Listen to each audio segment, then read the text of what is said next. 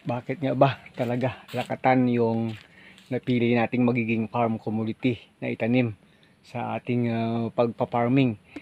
Minsan po naitanong po yan sa atin. So today po sasagutin po natin yung issue na yan. Bakit nga ba lakatan yung pinili po nating magiging farm commodity po talaga natin mga ka-agri? Sige po.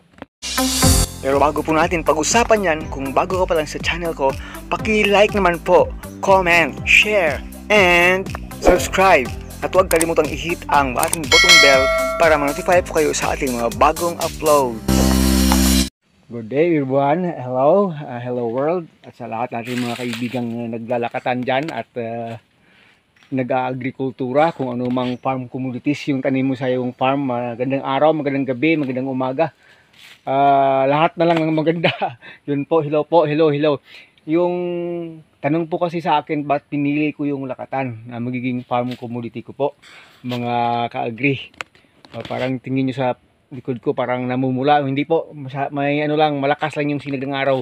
Pero pag hindi po yan tinatamaan ng sinag ng araw, green na green po yung kulay ng ating lakatan, mga ka-agri. Unang-una pong reason po kasi, nag-isip po ako ng matagal, ano po yung tanim na pwede kong itanim na hindi na po ako mag-i-spray ng chemicals.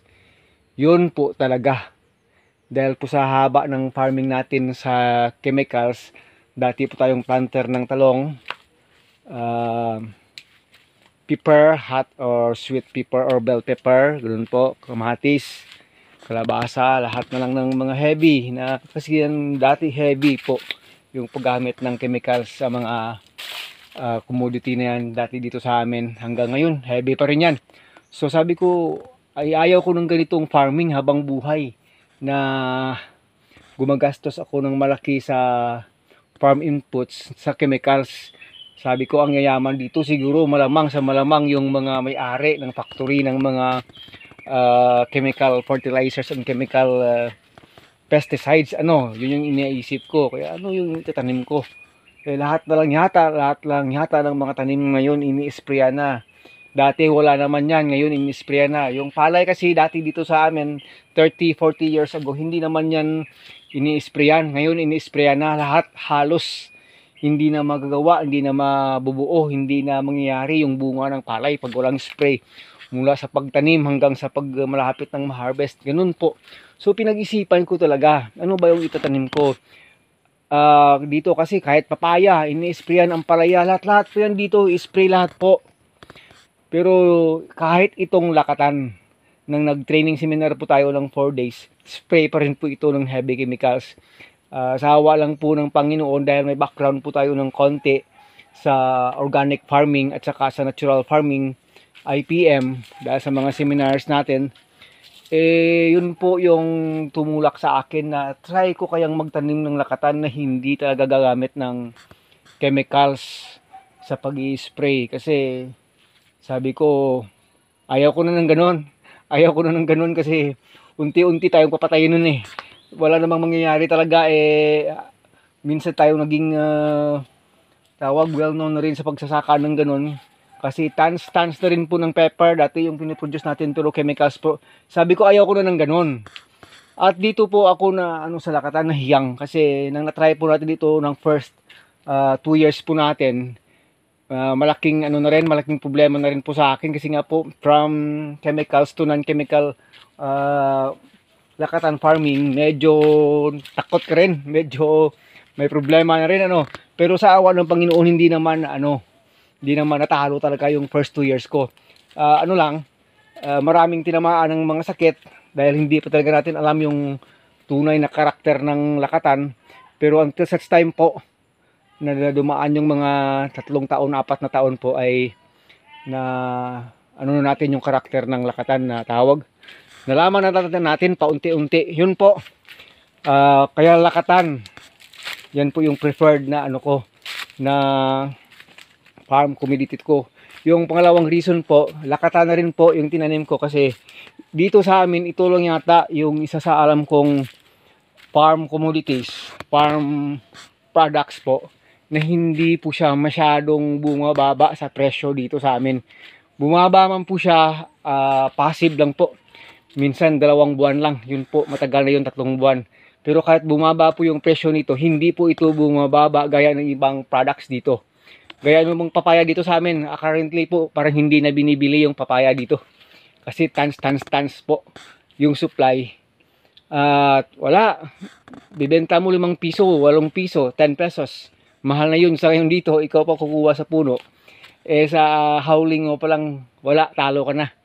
At saka syempre, sa ano mo, sa farm inputs mo, capital, medyo masakit sa katawan, masakit sa tenga, masakit po sa isipan. Pag ganun. Pero yung lakatan po, bumaba mo yun yung presyo. Ngayon bumaba 55 po yung kuha sa akin. Syempre pag dumaan ka ng middleman siguro mga 45, 50. Pero kami kasi direct sa ano sa mga nagtitinda talaga ng mga lakatan. So yun 55 pa rin po pero feeling ko aakyat yan muli. Hindi po tumagal. Ganun lang kasi medyo tumagal ito noong summertime talaga sa 65. Yung iba uabot pa ng 70 pesos per kilo. Siyempre, iba yon. Pero pag bumagsak siya, ganun lang po kababa yung presyo. So, lakatan. Kasi yung ibang farm communities po, naku, pag bumagsak yung presyo, talagang bagsak po yan. Bagsak po siya. Ang tagal po makabawi niyan. So, sabi ko, walang mangyayari. At saka, isang reason pa po kasi, yung lakatan po natin, parang all year round na po, pwede kang mag-harvest. Kasi pag nag-umpisa ka ng harvest, tanim ka ng staggered, kaya po sa akin, hindi po ako makapag-harvest ngayon ng bulk. Gaya dati na isang taniman lang, 3 hektarya, bulk po yan. Kasi halos sabay-sabay po yan magbunga. Yung tanim ko po dito kasi, may mga agwat po sila, 2 months, 3 months, ganun po yung agwat. Kaya hindi yan magsasabay-sabay. So staggered na rin yung harvesting ko dito. So hindi na rin masyadong hassle sa akin, ano. Maganda na rin yung naging effect, ano. So yun po, parang whole year round may may tawag, may harvest ka. Pag nag-umpisa ka ng mag-harvest at saka nakapagtanim ka ng medyo malapad. Yung ibang commodities, palay. Pag nag-ani ka ng palay, swak, tapos na yung buhay. Mag-uumpisa ka na naman sa starting ng pagtatanim, mag-araro, lahat. Mag-uumpisa ka na naman. Sa lakatan po, sa saging po kasi hindi Gaya po nito, itong ating puno, pag ito na harvest po, hindi ka naman magtatanim pa ulit dito sa ilalim. Mayroon na pong kasunod dyan ng mga followers.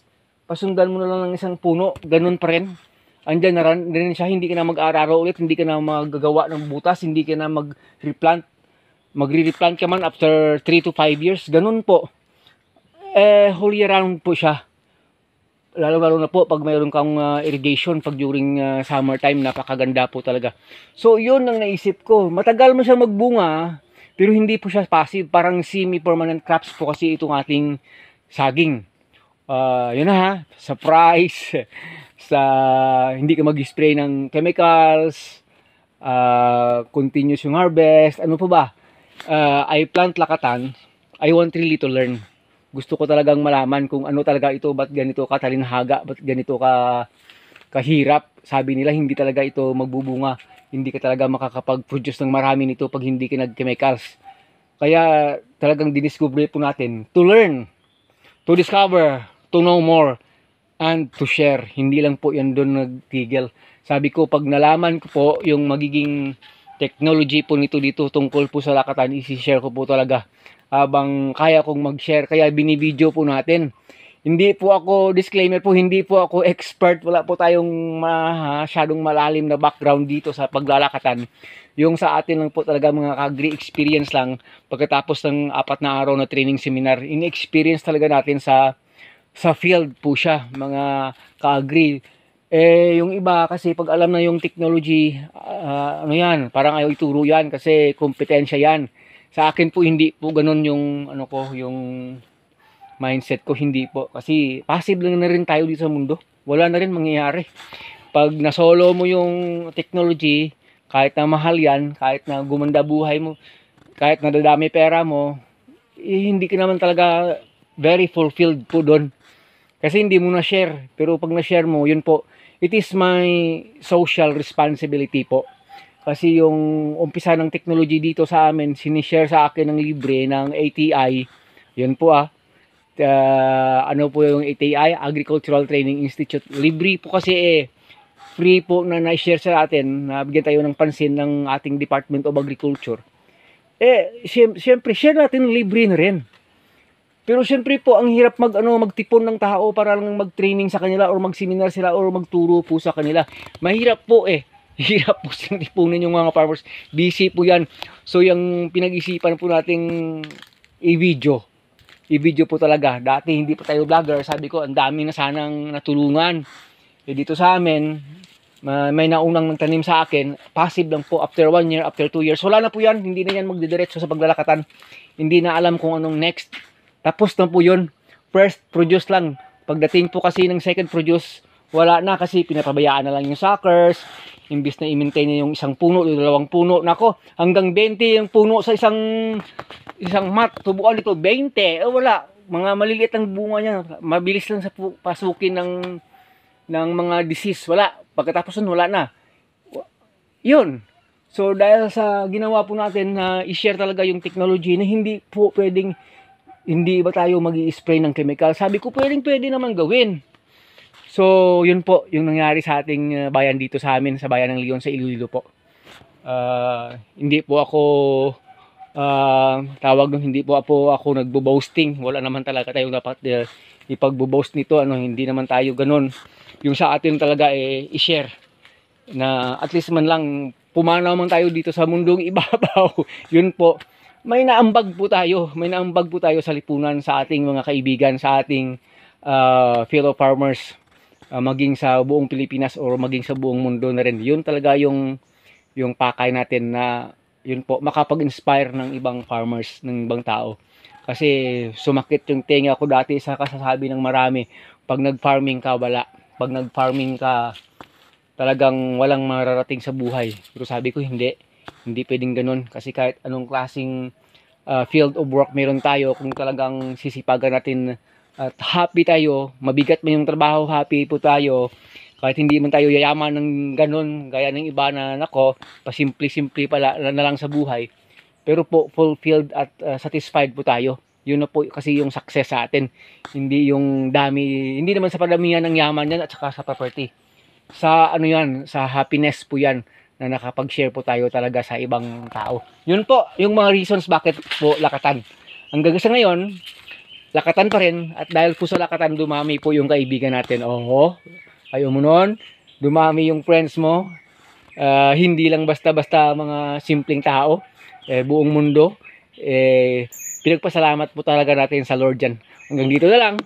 If you are asking me again, why lakatan? Yun na po talaga. Hanggang sa muli, Agritech Mix TV here. Babush, God bless us all. God bless you. Magsasakang Pilipino, mabuhay ka.